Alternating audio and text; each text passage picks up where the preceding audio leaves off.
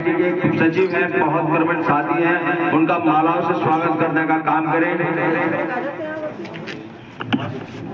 महासचिव साहब और हमारे बीच शाहरुख भाई हैं। मैं शाहरुख भाई से कहना चाहूंगा डॉक्टर राजा फरीद साहब के गले में माला अर्पण का काम करें। हमारे साथ एकता कॉलोनी से जुड़ चुके हैं कांग्रेस के महानगर अध्यक्ष मनीष त्यागी जी। तो आइए उनसे मालूमात करते हैं कि वे किस विषय में यहाँ पर आए। कौन से रास्ते में गुजरोगे तुम?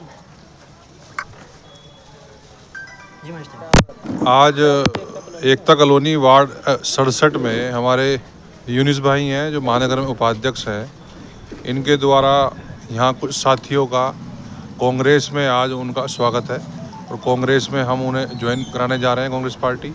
उस संबंध में हमारे साथी यूनिस भाई ने मीटिंग रखी है और सभी साथियों को आज कांग्रेस परिवार में उनका स्वागत के लिए हम यहाँ आए हैं और अपने विचार रखने के लिए, अपनी पार्टी की विचारधारा लोगों को समझाने के लिए, बताने के लिए, संगठन का विस्तार करने के लिए हम यहाँ आए हैं। तो आपके साथ जो नए लोग शामिल हुए हैं उनसे आप कैसी एक्सपेक्टेशन रखते हैं, किस तरीके की आप उनसे भावना रखते हैं? देखिए, पहले तो जब वो लोग कांग्रेस में ज्वाइन करने के लिए उनका मन है तो इसका मतलब वो कहीं ना कहीं कांग्रेस की नीतियों से प्रभावित हैं और वो हमारी नीतियों से प्रभावित हैं। तो उन लोगों को हम उन्हीं के हिसाब से जो जिम्मेदारी जो व्यक्ति संभाल सकता है उसे वो जिम्मेदारी संगठन के अंदर देंगे और उनसे हम संगठन के लिए काम लेंगे और उम्मीद करते हैं कि वो लोग संगठन को इसी तरह से इसका विस्तार करते रहेंगे, आगे बढ़ाते रहेंगे और हमारे कुनबे को बड़ा करेंगे।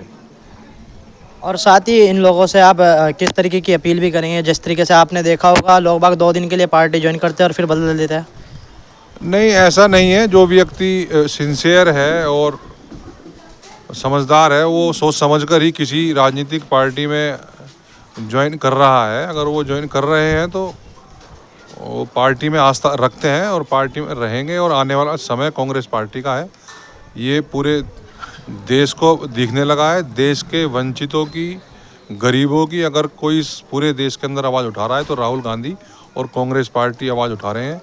खासकर जो जुल्म धर्म के आधार पर मुसलमानों के साथ द्वेष भावना के साथ जो जुल्म हो रहा है धर्म को आधार बना करके, इसके खिलाफ अगर कोई आवाज़ इस देश के अंदर है तो वो राहुल गांधी की है, कांग्रेस के झंडे के तले है।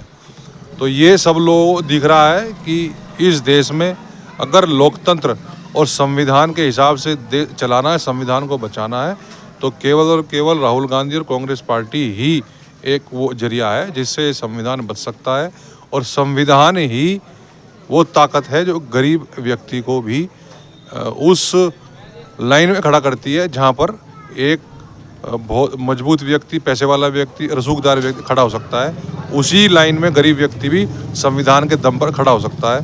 तो हमारी कोशिश हमेशा से ये रही है कि देश संविधान से चले और संविधान पे कोई आँच ना आए।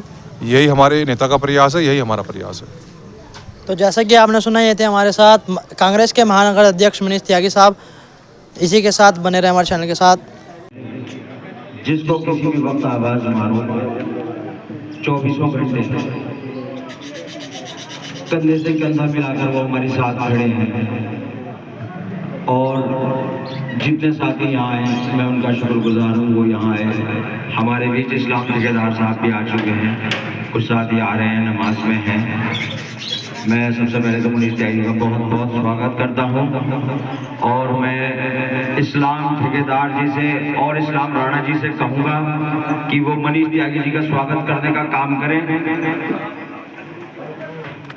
और इसी के साथ मैं नजीब सिद्दीकी साहब से और इमरान भाई से कहना चाहूँगा, वो मयंक शर्मा जी का जो कि हमारे महानगर कांग्रेस कमेटी के सचिव हैं, बहुत कर्मठ साथी हैं, उनका मालाओं से स्वागत करने का काम करें।